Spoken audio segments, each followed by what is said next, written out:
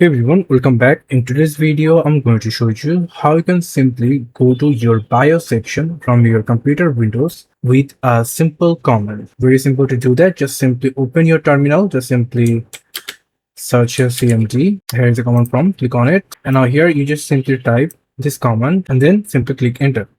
It will going to restart your PC and then it will going to open the BIOS section in your computer. It's a very simple way to do that. Also, there is another method to go there. You can simply go for your settings, simply come over into system, and then if you scroll down a little bit, you'll find recovery option. If you click on that, then here you're going to find out the restart now option.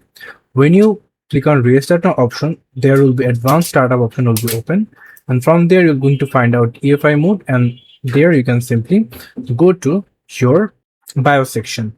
And for that reason, you don't need to press any of your keyboard button, F2 button, escape button, any button to go there. So this is how we can simply do that. Thank you so much for watching. If you like this video, then subscribe and comment below. See you in the next video. Till then, goodbye.